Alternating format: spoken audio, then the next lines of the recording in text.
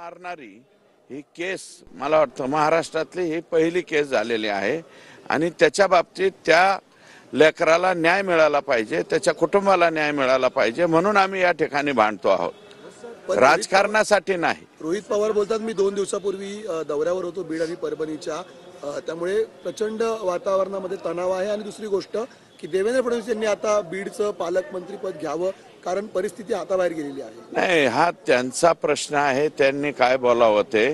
पालकमंत्रीपद ठरवण्याचा अधिकार माननीय मुख्यमंत्री महोदयांचा आहे आणि मुख्यमंत्री महोदयांनी जो निर्णय घेतील तो आम्हाला मान्य राहील। जर कारवाई झाली नाही तर हे अधिवेशन संपल्यानंतर लोक रस्त्यावरती उतरतील, कायदा सुव्यवस्थेची परिस्थिती निर्माण होईल, इतकं हे प्रकरण चिघळलंय असं देखील तिकडचे आमदार। एक प्रकरण गंभीरच आहे ना, वातावरण जे आहे ते खाली काय वातावरण आहे तुम्ही जरा चेक करा, परिस्थिती गंभीर आहे।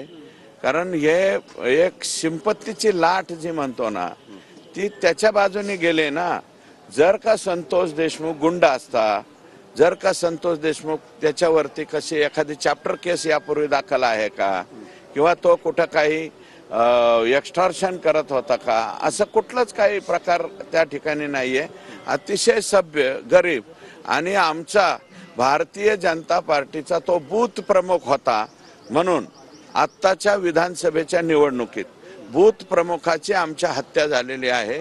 त्याच्यामुळे आम्ही बूथ प्रमुखाचीच बाजू घेणार, आम्ही इतर कोणाची बाजू घेणार नाही। याच्यामध्ये जे आणि सर्वात आनंदाची बाब अशी आहे की आज माननीय मुख्यमंत्री महोदय सभागृहामध्ये उत्तर देणार आहेत आणि बाहेर बोलताना सुद्धा मला वाटतं तुमच्या समोर बोलताना मुख्यमंत्र्यांनी सांगितलेलं आहे मी कुणालाही सोडणार नाही, एवढं वाक्य आमच्यासाठी काफी आहे। साहेब, मात्र बीड मध्ये 307 हा गुन्हा चॉकलेट खाल्ल्यासारखा आहे बीड साठी असं म्हटलं जातं। चॉकलेट खाल्ल्या नाही, म्हणजे बुड्डी का बाल मिळायचे ना जुन्या काळात, गर्दी गंमत देखो बुड्डी का बाल वगैरे, ते असं घंटे बिंटे वाजवायचे, तशा पद्धतीनं 307च्या केसेस कोणावरती लादल्या गेल्यात।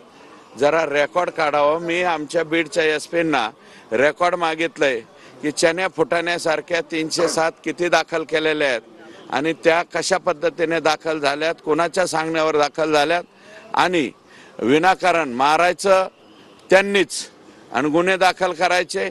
आत्ताच्या इलेक्शनमध्ये 40 जणांवरती गुन्हे दाखल केले गेलेले आहेत परळी मतदारसंघामध्ये, 40 जणांवर 307। दुसरीकडे तुमच्याच विरोधातलं एक वक्तव्य आहे ते व्हायरल होत आहे, पंकजा मुंडेंनी कमळाच्या विरोधात काम केलेलं हे वक्तव्य व्हायरल होताना पाहायला मिळतं। मी आता सुद्धा वापरतो ना, कर नाही त्याला डर कशाला। त्यांनी माझ्या मतदारसंघात कमळ या चिन्हाचा प्रचार केलेला नाही। त्यांनी माझ्या मतदारसंघामध्ये क्लिप्स आहेत, मी तुम्हाला उपलब्ध करून दिलेले आहेत, तुम्ही खरं तर त्याच्यावरती रिपोर्ट तयार करायला पाहिजे। गळ्यातला पंचा पाडलेला आहे, एकदा दुसऱ्या सभेमध्ये गळ्यात घातला तर 1 सेकंदात काढून टाकलेला आहे भाजपचा। हे सगळे पुरावे आहेत ना, मी पुरावे देतो तुम्हाला। त्याच्यामुळे मी कमळाच्या विरोधात त्यांनी काम केलेलं आहे माझ्या मतदारसंघात।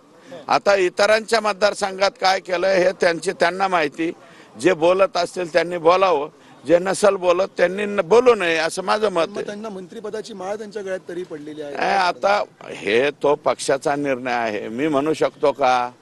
मी एवढा मोठा थोडीच आहे, मी एका मतदारसंघापुरता मर्यादित माणूस आहे, अगदी छोटा आहे, 2.5 तालुक्याचा माझा मतदारसंघ आहे, तेवढ्या मतदारसंघापुरतं माझं मी बोलू शकतो। आणि हे पुरावे काय वाटल्यास जे शिट्टीवरती त्यांनी उभा केलेले उमेदवार होते, त्यांचे उमेदवार, ते काल त्यांचा येऊन इथं सत्कार बी करून गेले, त्याचा फोटो बी दाखवतो।